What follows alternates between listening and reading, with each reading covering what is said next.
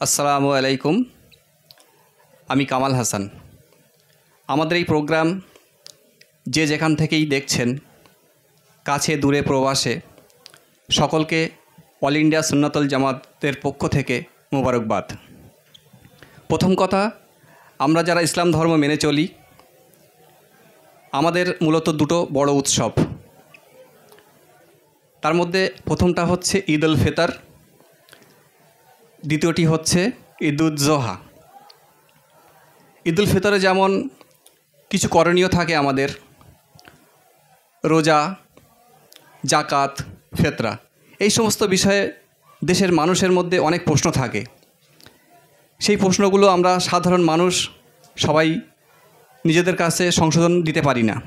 ঠিক তেমনি ঈদ উল জোহা উপলক্ষেও আমাদের কিছু করণীয় থাকে, যেমন কুরবানি নিয়ে আমরা যারা সাধারণ মানুষ, আমাদের মনে অনেক প্রশ্ন জাগে। পশু কেমন, কয় ভাগ, কুরবানি পশুর সঙ্গে আকিকা দেওয়া যাবে কি না, এই সমস্ত নানাবিধ প্রশ্ন আমাদের কাছে থাকে। এই সমস্ত সমস্যার সম্মুখীন হওয়ার ফলে আমরা অল ইন্ডিয়া সুন্নাতুল জামাতের পক্ষ থেকে দেশের মানুষের কাছে একটা বার্তা দিই যে আপনারা বিভিন্ন রকম প্রশ্ন যেগুলো আপনাদের মনে আসে সেগুলো আমাদেরকে পাঠান। আমরা সেই প্রশ্নগুলোর যথাযথ সঠিক শরিয়তসম্মত সমাধান দেওয়ার চেষ্টা করব। সেই উপলক্ষে আমরা সোশ্যাল মিডিয়া থেকে বা সমাজের বিভিন্ন স্তর থেকে প্রশ্ন সংগ্রহ করি। কিন্তু এত পরিমাণ প্রশ্ন আমাদের কাছে এসছে যে সবগুলো প্রশ্নের উত্তর অ্যাট এ টাইম একদিনে দেওয়া সম্ভব নয়। সে কারণেই আমরা সমস্ত প্রশ্নের এক জায়গায় করে সেই প্রশ্ন থেকে মেরিটগুলো এক জায়গায় রেখে আমরা শর্ট আউট করেছি। সেই সমস্ত প্রশ্নগুলোই আমরা এখানে উপস্থাপন করব। আজ এই জামিয়ার কক্ষে আমরা হাজির হয়েছি এই সমস্ত মানুষের জিজ্ঞাস্য প্রশ্নগুলোর সঠিক সমাধান, শরিয়তসম্মত সমাধান পেতে আমাদের সঙ্গে উপস্থিত হয়েছেন বা আমাদের সঙ্গে উপস্থিত আছেন অল ইন্ডিয়া সুন্নাতুল জামাতের সভাপতি, বাংলার প্রখ্যাত আলেমে দিন আলহাজ হাফেজ মাওলানা মুফতি আল্লামা আব্দুল কাইয়ুম সাহেব হুজুর। আসসালামু আলাইকুম। এক্ষুনি আমরা পরবর্তী প্রোগ্রামে ঢুকব। এখন যে সমস্ত প্রশ্নগুলো আমরা পেয়েছি সেই প্রশ্নগুলো আমরা হুজুরের কাছে রাখব। সর্বপ্রথম আমরা হুজুরকে স্বাগতম জানাই। হুজুর, আপনাকে আমাদের এই প্রোগ্রামে স্বাগতম। সুপ্রিয় দর্শক শ্রোতা, যারা আমাদের এই প্রোগ্রাম উপভোগ করবেন তাদের উদ্দেশ্যে প্রথমত বলছি, আমাদের সাইবার সেল এবং মিডিয়া সেল যারা আজকের এই প্রোগ্রামটাকে অ্যারেঞ্জ করেছে তাদেরকে ধন্যবাদ জানাচ্ছি, যেহেতু এটা একটি দিনের খেদমতের অংশ। দ্বিতীয় কথা হলো, মানুষের মনের প্রশ্নের শেষ নেই এবং জানবার আগ্রহটাও কম নয়। সাধারণ মানুষ হওয়া সত্ত্বেও কিছু মানুষের একটি প্রথাগত নীতি আছে যে প্রশ্নের উত্তর দিলে তারা সেখানে দলিল খুঁজতে চান বা দলিল প্রার্থনা করেন। তো এই প্রসঙ্গে আমি একটা কথা আগে বলি। দেখুন, উত্তর এবং দলিল উভয়টি প্রকাশ করা একটা সময় সাপেক্ষ এবং সেটি যথেষ্ট সাধারণ মানুষের জন্য দুর্বোধ্য। তারপরেও মানুষ প্রথাগত এই জাতীয় প্রশ্নগুলো করে থাকেন। তো আমি আজকের প্রশ্নের উত্তর দেওয়ার আগে আপনাদেরকে একটা কথা বলবো। আমরা যথাসম্ভব দলিলের ব্যাপারে অবহিত এবং তথ্য উৎস আমাদের কাছে মজুদ থাকা সত্ত্বেও আমরা সব প্রশ্নের দলিল সহ ব্যক্ত করব। এটি আমাদের জন্য সময় সাপেক্ষ হেতু আমরা ওটা থেকে বিরত থাকছি। মূলত যদি মেনে নেওয়ার মানসিকতা থাকে তাহলে আমাদের প্রতি আস্থা রাখুন এবং আমাদের প্রদত্ত উত্তরকে আপনারা হানাফি মযহাবের সপক্ষে গ্রহণযোগ্য উত্তর হিসাবে মেনে নিন, সেটি আপনাদের জন্য আমলের ক্ষেত্রে এবং আত্মবিশ্বাসের ক্ষেত্রে যথেষ্ট নির্ভরশীল হবে। আর যদি মনে করেন দলিলের প্রয়োজন, তাহলে তার জন্য আমার উত্তম পরামর্শ তাকে সরাসরি প্রশ্ন লিখিত করে জামিয়া থেকে সরাসরি দলিল সহ উত্তর গ্রহণ করা। তা না হলে সাধারণ মানুষ দলিলের কিছু বোঝেন না, শুধুমাত্র একটি বিরক্তির পরিস্থিতি সৃষ্টি করে। সেই জন্য আমি অনুরোধ করব, হানাফি মাযহাবের ভিত্তিতে আমাদের প্রদত্ত উত্তরকে আপনারা সন্তুষ্ট চিত্তে এবং নির্ভরতার সঙ্গে মেনে নিন, সেটি আপনাদের জন্য কল্যাণকর হবে এবং ফিতনা মুক্ত হবে। আর যদি কেউ মনে করেন না একটু যাচাই বাছাই করব, তাহলে আমি কারোর কাছে পরীক্ষা দিতে রাজি নই, আর পরীক্ষা দিতে কারোর কাছে বাধ্যও নই। সুতরাং তাদেরকে এই জাতীয় প্রশ্ন থেকে বিরত থাকাই বাঞ্ছনীয় বলে আমি মনে করি। আমাদের প্রথম প্রশ্ন এসছে চালতাবেড়িয়া থেকে। প্রশ্ন করেছেন আব্দুর রহমান। তার বক্তব্য হচ্ছে তার বাড়িতে একটা পশু আছে, তিনি পুষেছেন এবং তিনি এই কুরবানিতে সেই পশু বিক্রি করেছেন। এখন তার বক্তব্য হচ্ছে অন্য ভাগিদারের সাথে সে নিজেও সেই গরুতে ভাগিদার থাকতে পারবেন কিনা, এই বিষয়টা সম্পর্কে আপনি যদি আমাদেরকে একটু অবহিত করেন। আসসালামু আলাইকুম রাহমাতুল্লাহি ওয়া বারাকাতুহু। আপনারা শুনলেন যে একটি প্রশ্ন উত্থাপিত হয়েছে যে একজন একটি পশু নিজে পুষেছেন, নিজে বিক্রি করবেন, পরে তাতে নিজে ভাগিদার হবে। তো প্রথম কথা হলো আকদে বাই, যেটা বিক্রির যে চুক্তি, সেই চুক্তি অনুযায়ী তিনি বিক্রি করুন। বিক্রি করার পরে যদি তিনি মনে করেন যে তাতে একটা অংশ তিনি গ্রহণ করবেন, তাহলে সম পরিমাণ বা সপ্তম ভাগের কি পঞ্চম ভাগের কি 4 ভাগের 1 ভাগের পয়সা দিয়ে তিনি তাতে ভাগিদার হতে পারেন। এটি মশলাগতভাবে দোষণীয় নয়। এখন যদি কেউ মনে করেন যে তিনি ভাগী থাকবেন বিধায় পশুটির মূল্যায়ন কম হবে, তাহলে তার পক্ষে উচিত হলো সম্পূর্ণ বিক্রির চুক্তিতে বিক্রি করে দেওয়া। এবার যারা সেটাকে গাছি হয়ে নেবেন তাদের কাছে আপিল করা যে আমি একটা ভাগ থাকবো, আমি সমপরিমাণ অংশ দেব। এক্ষেত্রে ওই পশুতে অংশগ্রহণ করা তার পক্ষে অবৈধতার কোনো কারণ নেই।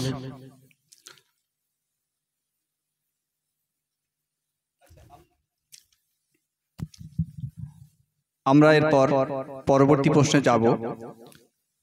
প্রশ্নটি এসছে পদ্মপুকুর থেকে।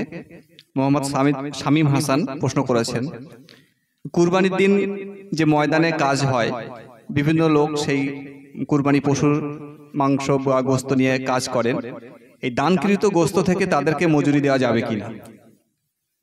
এই ব্যাপারে শরীয়তের আম নিয়ম হলো যে তারা ধনী দরিদ্র যাই হন, তারা গোস্ত পেতে পারেন।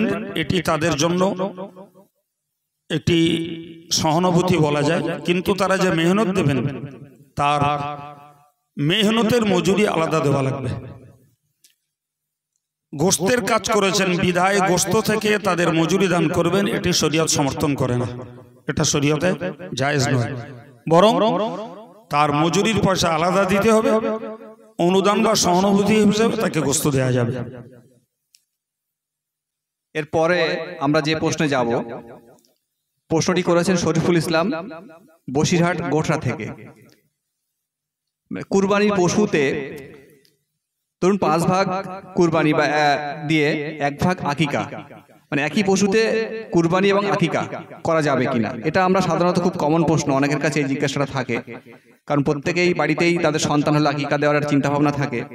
অনেকেই দেখা যায় কুরবানির পশুতে আকিকার ভাগ বসা, এই বিষয়টা অনেকের কাছে অস্বচ্ছ থাকায় আপনার কাছে এই বিষয়টা একটু পরিষ্কার হওয়ার জন্য অনুরোধ করছি। এই বিষয়ে জানুন, আমরা দুনিয়া জুড়ে যত মতভেদ থাক না কেন, ফিকহি মাসলাতে আমরা ইমামে আজম আবু হানিফা রাহমাতুল্লাহ আলাইহির মাসলাকের অনুসারী। তো হানাফি মাযহাবের ফতোয়া গ্রাহ্য মত এটাই যে একই পশুতে যেমন কোরবানি দেওয়া যাবে, তখন কেউ হজের হাদিয়া দিতে পারে বা অন্য কোনো আল্লাহ পাকের নৈকট্যতা অর্জনের নিয়তে যে কোনো বিষয়ে ভাগীদার হতে পারে। এবং একটি পশুতে যদি 5টা কি 6টা কোরবানির শেয়ার হয় আর একটা যদি আকিকার শেয়ার হয় তো সেটাও হানাফি মাযহাবে অবাধে জায়েজ। এ ব্যাপারে যারা বিপরীত মন্তব্য করেন বা কোরবানির পশুতে আকিকা না দেওয়ার মতকে সমর্থন করেন, আমরা তাদের এই মতের সঙ্গে একমত নই। এমন একটি বিষয় নয়, বহু বিষয়ে তাদের সঙ্গে আমাদের মতবিরোধ রয়েছে। সুতরাং বিরোধীদের সঙ্গে মতবিরোধের আমরা মোকাবেলায় আসার ঊর্ধ্বে এক কথায় হানাফি মাযহাবের পক্ষে কোরবানির পশুতে 5টা 6টা শেয়ার কোরবানির হলো আর একটা আকিকার নিয়তে তাতে একটা পার্টনার হওয়া, অংশ নেওয়া অবাধে জায়েজ। আশা করি যারা হানাফি মাযহাব অবলম্বী বিনা বিতর্কে তারা এই মসলাকে মান্য করে চলবেন। পরবর্তী প্রশ্ন করেছেন আশরাফ আলী রহমানী, নূরপুর চাপালি মাদ্রাসার দায়িত্বপ্রাপ্ত শিক্ষক। তার বক্তব্য হলো, ক্রয়কৃত পশুর একটা রোগের কারণে তার চামড়ায় দাগ হয়েছে। বর্তমানে সে রোগ সুস্থ হয়েছে কিন্তু দাগটা রয়ে গেছে চামড়াতে, এমন পশু কুরবানি করা যাবে কিনা? চামড়ার যে ক্ষত গোশত পর্যন্ত পৌঁছে যায়, এইরূপ পশু কোরবানি করা থেকে বিরত থাকা উচিত। তবে রোগ সারবার পরে চামড়াতে সাধারণ যে দাগটা থেকে যায়, এর জন্য কোরবানি করতে আপত্তি নেই। অবাধে এর জাতীয় পশু কোরবানি করা জায়েজ আছে। যদিও মুস্তাহাব হলো যে সমস্ত রকমের দোষ থেকে কোরবানির পশু মুক্ত থাকা উত্তম বা মুস্তাহাব। কিন্তু যে বিষয়গুলোকে শরীয়তে নির্দিষ্ট করে নিষেধ করা হয়েছে, সেই জাতীয় নিষেধকৃত দোষগুলো ছাড়া এ জাতীয় সাধারণ দাগের জন্য কোরবানি করতে কোনো আপত্তি নেই। আমরা পরবর্তী প্রশ্নতে যাব। প্রশ্নটি করেছেন নাজিমউদ্দিন রহমানী, ডিরেক্টর জেবুন্নেসা মাদ্রাসা। কুরবানি পশুতে যে গোশত হয় তার সঙ্গে আমরা দেখি যেটাকে আমরা ঠ্যাং বলি বা পা বলি এবং গরুর ভুঁড়ি, এগুলো যারা কুরবানি করছেন তারা নিতে পারবেন কিনা? দেখুন, এটা একটা সাধারণ বিষয়। একটি পশুর যে অংশগুলো খাওয়া শরীয়তে জায়েজ, তো সেগুলো যদি তারা অংশ অনুপাতে ভাগ করে নেন, না জায়েজ হওয়ার কারণ নেই। তবে যেটা নিয়ে সাধারণত সম্প্রতিকালে একটি আওয়াজ উঠেছে, যারা কোরবানি দেয় তাদের কোরবানির পশুর ভুঁড়ি নেওয়া জায়েজ নয়, একটি আওয়াজ উঠেছে। এ প্রসঙ্গে আমি এতটুকুই বলবো, মৌলিকভাবে কোরবানির পশু বলি আর সাধারণ পশু বলি, ভুঁড়ি খাওয়াকে মাকরুহ তানজিহি বলা আছে। অতএব কেউ খেলে তার জন্য তিনি আল্লাহর কাছে পাকড়াও হবেন, ব্যাপারটা এমন নয়। ফলে সাধারণ ভুঁড়ি খাওয়া যেমন মাকরুহ তানজিহি সহ জায়েজ, কোরবানির পশুর ভুঁড়িটাও তেমন একই হুকুম অনুযায়ী তার পার্টনাররা নিতেও পারেন, আবার দান করে দিতেও পারেন। পরবর্তী প্রশ্ন করেছেন জাহিরুল। তিনি বলছেন যে একটু গরু কেনা হয়েছে, কিন্তু স্পষ্ট বোঝা যাচ্ছে যে গরুর পেটে বাচ্চা আছে। এই অবস্থায় কি সেই পশু কুরবানি করা যাবে? তিনি তার পরবর্তীতে আরেকটু বিস্তারিত জানতে চেয়েছেন যে কুরবানি করার পরে যদি করা হয়, করার পরে যদি মৃত বাচ্চা হয় সেটা কি হবে, বা বাচ্চা জীবিত থাকলে তার পরিপ্রেক্ষিতে কি করণীয়? প্রথম কথা হলো, পশুর পেটে বাচ্চা আছে না নেই এটি সন্দেহজনক বিষয়। এখন সেসব জবাই করার পরে দেখা গেল তার পেটে বাচ্চা আছে, তো যদি আগে থেকে সন্দেহ হয় তাকেও কোরবানি করতে দোষ নেই। যদি জবাইয়ের পরে পেটের বাচ্চাটি মৃত হয় তাহলে তার জন্য তো ব্যবস্থাপনা যা স্বাভাবিকভাবে, তাকে ফেলে দেওয়া ছাড়া অন্য রাস্তা নেই। আর যদি বেঁচে থাকে তাকেও জবাই করে কোরবানি গোশতের সঙ্গে তাকেও মিশিয়ে তার ভগ্নাংশ করে যারা যখন ভাগে থাকবেন তারা তার ভাগ গ্রহণ করতে পারেন। ফল কথা, পেটে বাচ্চা থাকা অবস্থায় কোরবানি করাও যায়, আর বাচ্চাটা বেঁচে থাকলে তাকেও জবাই করে গোশতের সঙ্গে মিশ্রণ করে দেওয়াও যায়, এবং যারা পার্টনার তারা তার অংশ নিতেও পারেন। এ ব্যাপারে আপত্তির কোনো জায়গা নেই। বাকি রুচিবোধটা ভিন্ন জিনিস। আচ্ছা, আমরা চলে যাব পরবর্তী প্রশ্নতে। প্রশ্নটি করেছেন মোহাম্মদ নজরুল ইসলাম, রায়কোলা মাঝেরপাড়া। তিনি বলছেন তার উপরে কুরবানি ওয়াজিব হয়নি, অথচ কুরবানির পশুতে তিনি একটি ভাগী নিয়েছেন তার সন্তানের আকিকা করবেন বলে। তার প্রশ্ন হচ্ছে যে আকিকা আগে করতে হবে না, যেহেতু আমি ভাগী নিয়েছি এই মাসে আমাকে কুরবানি দিতে হবে? এই বিষয়টা তার জানার বিষয়, আপনি বিষয়টা একটু পরিষ্কার করুন। দেখুন, প্রথম কথা হলো হানাফি মাযহাবে আকিকা করা মুস্তাহাব, আর সচ্ছল ব্যক্তির পক্ষে কোরবানি করা ওয়াজিব। তো তিনি বলছেন যে আমার কোরবানি করার সচ্ছলতা নেই, কিন্তু তিনি যখন আকিকা করার মতো তথা একটা যোগ্য পরিমাণ ভাগের অংশ নিতে চাচ্ছেন, তাহলে বলতে পারা যায় যে তার পক্ষে কোরবানি করার মতন আর্থিক সঙ্গতি না থাকলেও অংশ নেওয়ার মতন সঙ্গতি তার হয়েছে। অতএব তার পক্ষে উচিত হলো কোরবানিটাকে আদায় করে নেওয়া। কারণ কোরবানি তো কোরবানির 3 দিন ছাড়া হয় না। বাকি ছেলের আকিকা তিনি সারা বছরের যখনই ইচ্ছা করতে পারেন, 7ম দিনের হিসাব রেখে করা মুস্তাহাব, তা না হলে অন্য সময়ে করতে পারেন। তো তিনি যখন একটা পার্টনার নেয়ার মতন আর্থিক সচ্ছলতা অর্জন করতে পেরেছেন, তাহলে সেক্ষেত্রে তার উচিত মুস্তাহাব আকিকাটাকে গুরুত্ব না দিয়ে কোরবানিটাকে গুরুত্ব দেওয়া, এবং পরবর্তীতে তিনি আকিকা করার সুযোগ এলে আকিকা করবেন। এটাই তার জন্য সুপরামর্শ। এখন যদি তিনি মনে করেন যে আকিকা করার মতো আমার সচ্ছলতা, এই কোরবানি করার মতন সচ্ছলতা আমার নেই, তাহলে সেক্ষেত্রে তাকে আমি বলবো যে তার কি সহায় সম্পত্তি আছে সরাসরি মুফতির কাছে এসে তা পেশ করে তার ব্যাপারটা নিশ্চিত হওয়া দরকার যে তিনি কোরবানি করার যোগ্য কিনা। যদি সত্যি তিনি যোগ্য না হন, তাহলে তাকে আকিকা করতে মুস্তাহাব বিষয় অন্য সময় করুন, কিন্তু কোরবানির সময় করছেন যখন, তাকে কোরবানি করায় তার জন্য উত্তম পন্থা।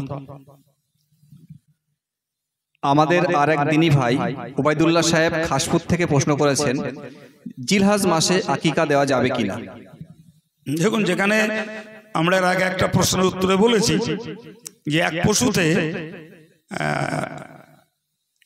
7 জন শেয়ার হতে পারে, উট, গরুতে, মহিষে। তো সেক্ষেত্রে 4 জন যদি কোরবানি দেন, 3 জন যদি আকিকা দেন, এটা যখন হানাফি মাযহাবে যায়, আর কোরবানি তো জিলহজ মাসে 10, 11, 12 তারিখে, তাহলে জিলহজ মাসে আকিকা করা যাবে কিনা এর নতুন করে প্রশ্নের কোনো গুরুত্ব নেই। অবাধে বুঝতে পারা গেল জিলহজ মাসে অবাধেই আকিকা করা যায়।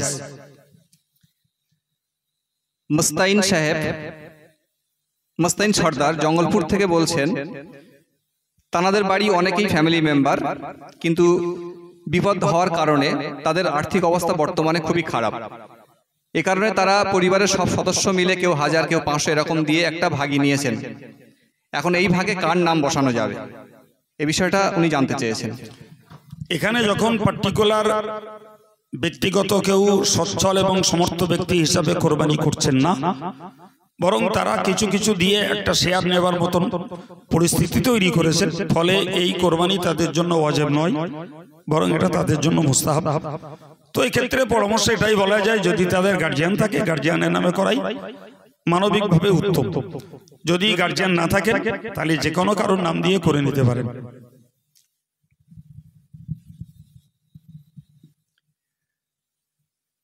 পরবর্তীতে আরেক ভাই প্রশ্ন করেছেন, তার নাম হচ্ছে ইউনুস মণ্ডল, বাড়ি পশ্চিম নাটুরিয়া। তিনি বলছেন, বর্তমান সময়ে আমি ধার দেনা করে একটা ঘর করেছি এবং প্রতি মাসে বা কিছু করে সেই টাকা তিনি শোধ করছেন। বর্তমানে তার কাছে কুরবানি দেওয়ার মতো অর্থ আছে, কিন্তু সেই সাথে মার্কেটে তার কিছু দেনাও আছে। এখন তার করণীয় কি? তার উপরে কি কুরবানি দেওয়া বাধ্যতামূলক?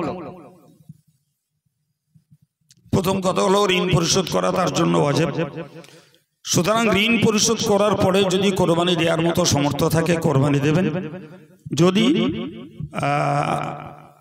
ঋণ শোধ করলে কোরবানি দেওয়ার মতো সমর্থ না থাকে তার পক্ষে কোরবানি দেওয়া ওয়াজিব নয়, বরং তার পক্ষে ঋণ পরিশোধ করাটাই গুরুত্বপূর্ণ। এবং তাকে মনে রাখতে হবে, যদি তিনি মনে করেন যে আমার ঋণ থাকলেও পাওনাদাররা আমাকে বিরক্ত করবেন না, আমি কোরবানিটা দিয়ে নেব, পরবর্তীতে ঋণ শোধ করবো, সেটা তার ব্যাপার। তবে যতক্ষণ ঋণ পরিশোধ না হবে ততক্ষণ পর্যন্ত ঋণের ঊর্ধ্বে সাহেব নেশাব পরিমাণ অর্থ তার না থাকলে তার পক্ষে কোরবানি ওয়াজিব নয়। শাহজাহান মোল্লা গোবিন্দপুর থেকে জানতে চেয়েছেন যে আমরা কুরবানির পশুর চামড়া মাদ্রাসাতে দান করি, চামড়ার টাকা মানে অর্থ মাদ্রাসাতে দান করি। এখন সেই মাদ্রাসাতেই আমার সন্তান পড়ে, এক্ষেত্রে তার কোনো অসুবিধা আছে কিনা? প্রথম কথা হলো, কোরবানির চামড়া বিকৃত অর্থ দান করা ওয়াজিব, এবং এই ওয়াজিব দানের গ্রহীতা দরিদ্ররা। তো যদি গ্রাম্য মক্তবে এমন দরিদ্র ছেলে মেয়ে পড়ে, ধরা যাক পার্সেন্টেজ 10 জন কি 20 জন, তো এই 10 জন বা 20 জন যারা দরিদ্র, যারা পারিবারিকভাবে কোনো ফিস দেয় না এবং কোনো মাসোয়ারা দেয় না, তো তাদের আনুপাতিক হারে কিছু চামড়া বিকৃত অর্থ তারা নিতে পারেন। কিন্তু যদি মক্তবে গ্রাম্য দরিদ্র বাচ্চারা না থাকে, তাহলে টোটালি এই চামড়া বিকৃত অর্থ গ্রাম্য মক্তবে নেওয়া সঙ্গত নয়, জায়েজ নয়, কারণ এগুলো মূলত দরিদ্রের পাওনা।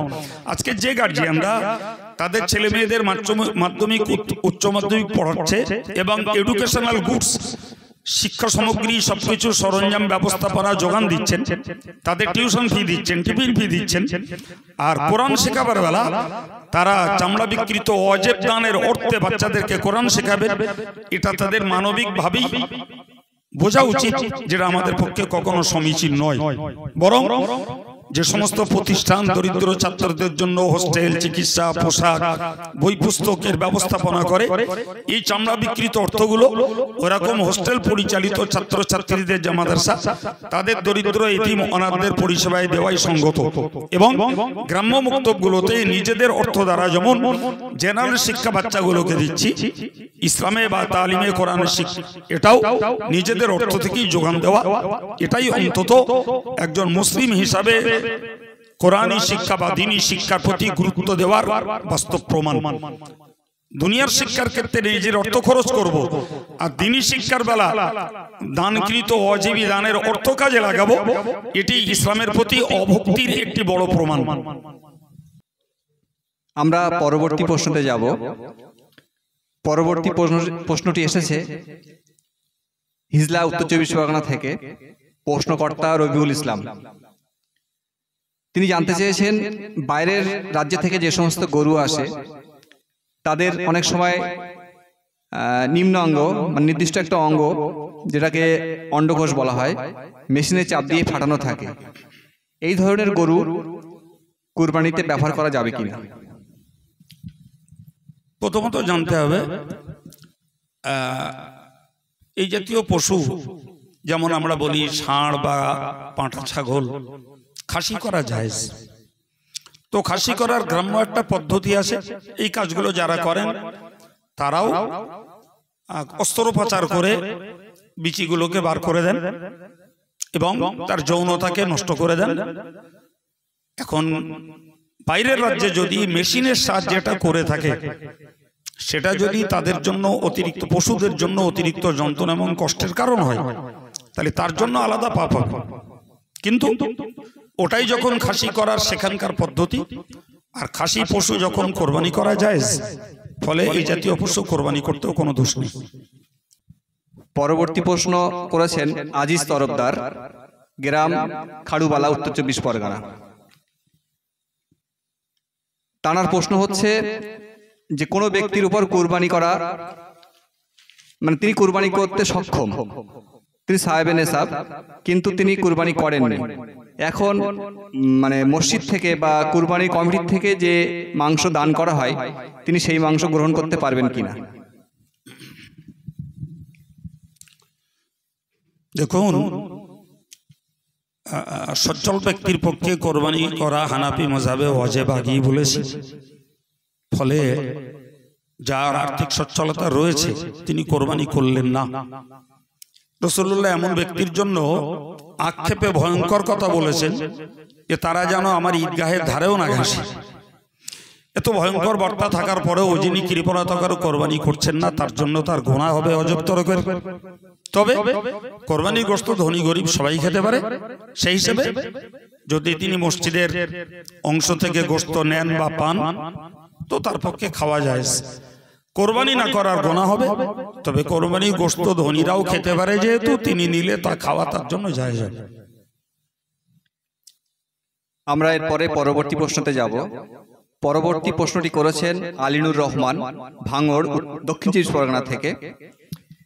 তার বক্তব্য হচ্ছে তিনি বা তানারা একটা পশুতে 3 ভাগ দিচ্ছেন, 3 ভাগে 2 জনের করে নাম বসাচ্ছেন, 7 নম্বর ভাগটি নবী পাক সাল্লাল্লাহু আলাইহি সাল্লামের নাম বসাচ্ছেন। তার প্রশ্ন হচ্ছে তাহলে গোশতটা তারা কিভাবে ভাগ করবে? দেখুন, নবী পাক সাল্লাল্লাহু আলাইহি সাল্লাম কোরবানি করতে ওসিয়ত করে যাননি। এখন তার নামে কেউ কোরবানি করলে সেটা মুস্তাহাব হবে। ফলে অন্য গোশত যেমন ভাগ হবে এই অংশটাও তেমন ভাগ হবে। এর জন্য আলাদা কোনো সমস্যার জায়গা নেই। অর্থাৎ টোটাল গোশতটা তারা 2 জন মিলে 6টা ভাগ নিয়েছে, সেটা 7টা ভাগ হবে। 7টা ভাগে এক কথায় 2 জনই পুরো গোশতটা অর্ধেক অর্ধেক ভাগ করে নেবে। এর জন্য রাসূলের নামে করার জন্য আলাদা কোনো হুকুম নেই। রফিক আহমেদ বাগজোলা থেকে জানতে চেয়েছেন, একটা গরুর 5 মাসের বাচ্চা আছে, গরুটার রীতিমতো দুধ হচ্ছে। এখন বিক্রয় যিনি করেছেন তিনি বলছেন গরুর বাছুর এখন বর্তমানে খায় না। এই অবস্থায় গরুটা কুরবানি দেওয়া যাবে কিনা, মানে দুগ্ধজাত গরু কুরবানি করা যাবে কিনা? দেখুন, সাধারণ বিবেক বলে যদি একটা বাচ্চা তার মায়ের দুধ খায় তো বাচ্চার কাছ থেকে মাটাকে ছাড়িয়ে নিয়ে জবাই করা এটা মানবিকভাবে মানসিক কষ্টের কারণ বলে মনে হয়। তো যে বাচ্চাটা তার মায়ের দুধ খাচ্ছে না, সুতরাং সে বাচ্চাকে সে মাকে বিক্রয় করা এবং ক্রেতাকে জবাই করা বা কোরবানি করা কোনো দোষ নেই। বিনেরাটি বাগজোলা থেকে মেহবুব ভাই জানতে চেয়েছেন, একটা গরুতে 2, 5টা বা 6টা এমন নাম দেওয়া যাবে না 7টি নাম দিতে হবে? এই বিষয়টা জানালে তিনি খুব উপকৃত হতেন। যখন শরীয়ত ছাড় দিয়েছে গরুতে, উটে, মহিষে 7 জন পর্যন্ত কোরবানি দেওয়া জায়েজ। ফলে 7-এর নিচে 2 থেকে 6 পর্যন্ত বাকি যে অংশই হোক সব রকমের পার্টনার হলে মিলে 2 জনেও দিতে পারে, 3 জনেও দিতে পারে, 4 জনেও দিতে পারে, 5 জনেও দিতে পারে, 6 জনেও দিতে পারে, 7 জনেও দিতে পারে। সুতরাং 7 জনে যখন জায়েজ, 2 পর্যন্ত যত নিচের সংখ্যা আসুক সমস্ত পার্টনারের ক্ষেত্রে কোরবানি দেওয়া জায়েজ। আরেকটা প্রশ্ন এসছে মূলত তাকওয়ার বিষয়ে। প্রশ্নটি করেছেন মিজানুর হক, সাড়াবেড়িয়া, চাকলা, উত্তর 24 পরগনা থেকে, যে বেনামাজির সাথে কুরবানি দিলে কুরবানি হবে অথবা নামাজ না পড়লে তার কুরবানি হবে কি? প্রথম কথা হচ্ছে বেনামাজির সাথে ভাগ দেওয়া যাবে কিনা, আর যে বেনামাজি কুরবানি দিচ্ছে তার কুরবানি কবুল হবে কিনা। দেখুন, নামাজ পড়া ফরজে আইন, সুতরাং নামাজ না পড়ার জন্য তিনি কবিরা গুনাহগার হবেন। এখন এই কবিরা গুনাহগার অবস্থায় তিনি একটি ওয়াজিবী দায়িত্ব কোরবানি আদায় করছেন। তো তার ক্ষেত্রে বলা যায় তিনি কোরবানির জিম্মাদারি থেকে, দায়িত্ব থেকে মুক্তি পাবেন। কিন্তু নামাজি আর বেনামাজি বলে কথা নয়, কোরবানির জন্য মূলত রেজায়ে মাওলা আল্লাহ পাকের সন্তুষ্টি লাভের উদ্দেশ্যেই কোরবানি দেওয়া উচিত। এখন যদি কেউ নামাজি হন আর গোশত খাওয়ার নিয়তে কোরবানি দেন, সে কোরবানিও জায়েজ না। আর কেউ যদি বেনামাজি হন আর গোশত খাওয়ার নিয়তে কোরবানি দেন, তার কোরবানিও জায়েজ না। এবং ওই গরুতে, ওই ছাগলে, ওই মহিষে, ওই উটে যতগুলো ভাগিদার থাকবে কারোরই কোরবানি জায়েজ হবে, পুরো কোরবানিটাই বাতিল। পরবর্তী প্রশ্ন হাওড়া আমতা থেকে, শেখ মুনতাসির ভাই জানতে চেয়েছেন, দুই ভাই দুটি আলাদা গরু কুরবানি দিয়ে থাকলে গরু জবাহ করার পর দুইটি গরুর গোশত আলাদা আলাদা ভাগ করতে হবে, না দুটো গরুর গোশত একসঙ্গে মিশিয়ে ভাগ করা যাবে, অথবা আলাদা মালিকানা বুঝে মানে মিসকিনদের জন্য দান করে সেই গরু মানে তারপরে একসঙ্গে করতে হবে? দেখুন, এর মৌলিক বিষয়টা বুঝুন। সাধারণভাবে আমরা যে তিন ভাগে কোরবানির গোশতগুলোকে ভাগ করে থাকি, এক ভাগ নিজের, এক ভাগ আত্মীয়ের, এক ভাগ দরিদ্রের, এই ভাগটাই হলো মুস্তাহাব। ফলে সে দুই ভাই দুটো কোরবানি করে নিলেন, পরে গোশত মিশিয়ে উড়িয়ে দুই ভাগ করে নিলেন, কোনো ক্ষেত্রেই সমস্যা নেই, যেহেতু মুস্তাহাব বিষয়। এবার তারা ভাগ করে নেওয়ার পরে নিজেরা রাখলেন, আত্মীয়দেরকে দিলেন, দরিদ্রদেরকে একটা অংশ দিলেন, এটাও চলবে। আর আলাদা আলাদা ভাগ করে নিয়ে তার থেকে ভাগ বার করে দেবেন, সেও চলবে। এরপর প্রশ্ন করেছেন নূর আলম রাজারহাট নিউ টাউন থেকে, দুটি গরু, চারজন পার্টনার, নাম কিভাবে বসাবো? দুটি গরু, চারজন পার্টনার, নাম কিভাবে বসাবে? তো তারা যখন দুটি গরুতে সম্মতির সঙ্গে কিনেছেন, তাহলে এতে দুজনের নাম দেবেন, আর একটা দুজনের নাম দেবেন, পরে গোশত ভাগ করে নেবেন দুটো একসঙ্গে করে, তাতে কোনো সমস্যা নেই। এর পরের প্রশ্ন আনিসুর গোলদার শাসন, উত্তর 24 পরগনা থেকে। তিনি জানতে চেয়েছেন, একটি গরুতে 7 জনের আকিকা করা যাবে কি? যদি না যায় তাহলে 6 জনের আকিকা ও 1 জনের কুরবানি দেওয়া যাবে কি? জানলে সমাজ বা তিনি উপকৃত হতেন। আচ্ছা, এই প্রশ্নের উত্তর দেওয়ার আগে আমি আগের প্রশ্নের একটা ইনকমপ্লিট কথা আর একটু বলে দিই। সেটা হলো যে দুটো গরু 4 জনে কিনেছেন, যেটা তারা যদি মনে করেন একটা গরুতেই, দুটো গরুতেই 4 জন করেই নাম বসিয়ে দেবেন, তাও তাদের জন্য জায়েজ আছে, যেহেতু সাথের নিচে সংখ্যা 4, ফলে একটা গরুতে এ গরুতেও 4 জন নাম দেবেন, ও গরুতেও 4 জন নাম দেবেন, ওটাও চলবে। এই উত্তরটা আগের প্রশ্নের ইনকমপ্লিট কথা জানিয়ে দিলাম। পরে যিনি প্রশ্ন করছেন, যে প্রশ্নটা ছিল কিসের, হ্যাঁ, যেহেতু কোরবানির পশুতে আকিকা করা হানাফি মাযহাবে জায়েজ, সুতরাং 6 জন যদি কোরবানি দেন আর একটা আকিকা দেন তাও চলবে, কিংবা 6টা আকিকা দেন আর একটা কোরবানি দেন তাও চলবে। এরপর আমরা পরবর্তী প্রশ্নতে যাব। পরবর্তী প্রশ্ন করেছেন মইনুর ইসলাম, প্রাক্তন ছাত্র জামিয়া রহমানিয়া, বয়ারমারি থেকে। কোনো ব্যক্তি কুরবানি পশু একা কুরবানি দেওয়ার নিয়তে ক্রয় করেছেন, কিন্তু পরবর্তীতে তিনি সেই পশুতে কাউকে ভাগ নিতে পারবেন কিনা? যদি তিনি কোরবানির নিয়ত করে পশুটাকে নির্দিষ্ট করে থাকেন, তাহলে পরবর্তীতে ভাগ নেওয়া মাকরুহ হলেও জায়েজ। তবে উত্তম হলো পশু নির্দিষ্টকরণের আগে ভাগ নেওয়ার সমস্যা বা বিষয়টাকে স্পষ্ট করে নেওয়া, এটাই তাদের জন্য উত্তম। কিন্তু কিনেছেন একলা এবং কোরবানির জন্য নির্দিষ্ট করেছেন, পরে কাউকে যদি তাতে পার্টনার নেন, তাহলে মাকরুহ হলেও পার্টনার নেওয়া জায়েজ আছে। এরপরে আরেক ভাই প্রশ্ন করেছেন, বাড়ি নদিয়া, সামিরুল ইসলাম। প্রশ্নটি খুব গুরুত্বপূর্ণ প্রশ্ন। কোন ব্যক্তির উপর কোরবানি ওয়াজিব হয়েছে এবং ওই ব্যক্তিটা পশু কিনেছেন, অতএব কুরবানি ঈদের 1 সপ্তাহ আগে পশুটি মারা গেছে, ওই ব্যক্তির উপর পুনরায় কুরবানি করা ওয়াজিব, মানে পুনরায় কি গরু বা পশু ক্রয় করে কুরবানি দিতে হবে? তিনি কোরবানি দেওয়ার যোগ্য এবং সচ্ছল আর্থিক সঙ্গতি সম্পন্ন ব্যক্তি হলে তাকে আবার পশু কিনে কোরবানি দেওয়া লাগবে। যদি সাহেবে নিসাব তিনি হন, তাকে পুনরায় পশু কিনে কোরবানি দিতে হবে। যদি সাহেবে নিসাব না হন, তাহলে তার পক্ষে নতুন করে পশু কিনে আর কোরবানি দেওয়া ওয়াজিব নয়। পরবর্তী প্রশ্নটি করেছেন সাইফুদ্দিন মল্লিক, উত্তর বরুণী, আমলিয়া, উত্তর 24 পরগনা থেকে। তিনি জানতে চেয়েছেন, তার পরিবারে একাধিক সদস্য সাহেবে নিসাব। এখন তার প্রশ্ন হচ্ছে, তার পরিবার থেকে একটা কোরবানি দিলেই হক আদায় হবে, না প্রত্যেক সাহেবে নিসাবকেই আলাদা আলাদা কোরবানি করতে হবে?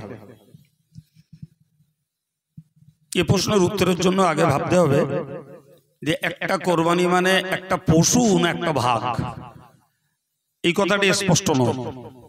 যদি একটা পশু কিনে তাতে পরিবারের বাকি 7 জন পর্যন্ত সদস্যের নাম বসান, তাহলে তো একটা পশুই যথেষ্ট। আর যদি মনে একটা ভাগ নেব, তাহলে সেটি হবে না। কারণ প্রত্যেকেই যখন সাহেবে নেশাব, প্রত্যেককে কোরবানি করতে হবে। যদি পরিবারের কোনো সদস্য সাহেবে নেশাব না হন, তাহলে তার পক্ষে পরিবারের প্রধানের পক্ষ থেকে কোরবানি করে দেওয়া মুস্তাহাব, ওয়াজিব নয়। কিন্তু সাহেবে নেশাবের সীমায় যারা পৌঁছে গেছে, প্রত্যেকের জন্য পৃথক পৃথক কোরবানির পার্টনার হওয়া বা পৃথক পৃথক একাকি একাকি প্রত্যেকটা ছাগল দেওয়া অথবা গরু মহিষ উঠে 7টা পর্যন্ত ভাগ নেওয়া। এক কথায় এক পরিবারের যতগুলো সদস্য সাহেবে নেশাব হবে, নারী হোক চাই পুরুষ, প্রত্যেককেই কোরবানি দেওয়া ওয়াজিব।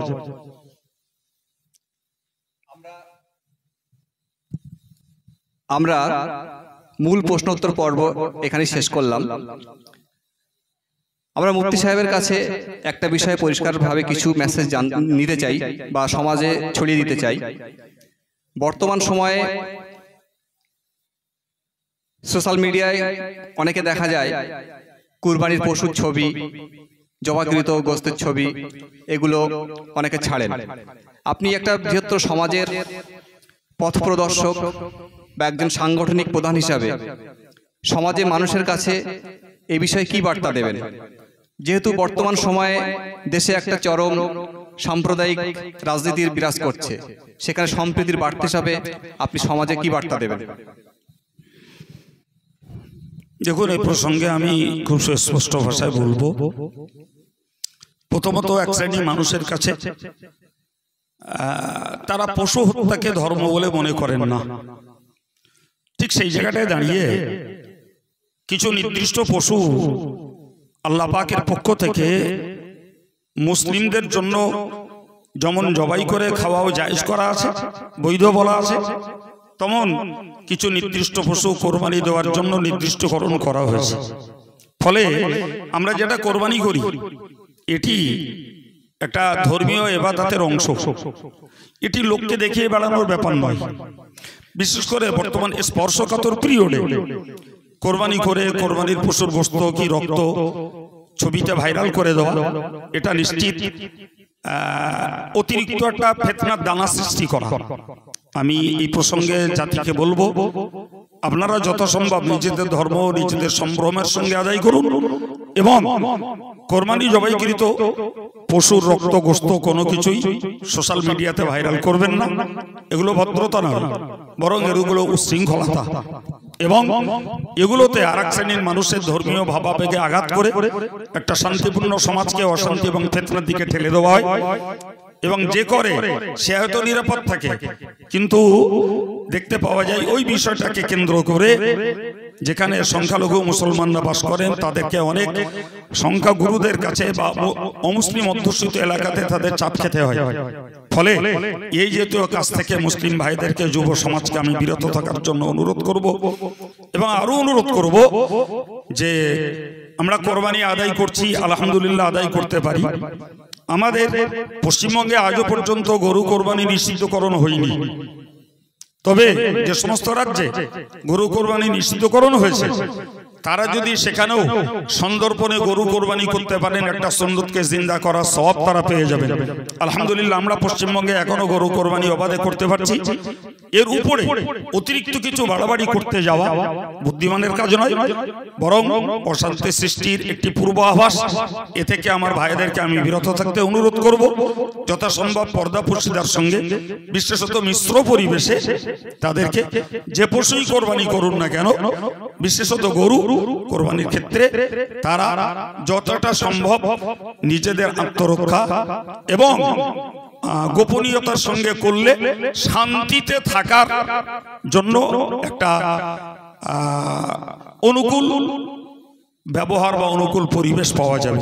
আর যদি মনে করেন না আমরা কোরবানি করব, গোপনে কেন করব, প্রকাশ্য কেন করব, তো বর্তমানে স্পর্শকাতর পিরিয়ডে আমার মনে হয় এই জাতীয় হটকারিতা করা মানে সংখ্যালঘু মুসলিম এলাকাগুলোর মুসলমানদেরকে সংখ্যাগুরুদের 20 বাক্যের শিকার করা, শিকার বানিয়ে দেওয়া এবং তাদেরকে খানিকটা বিপজ্জনক পরিস্থিতির দিকে ঠেলে দেওয়া।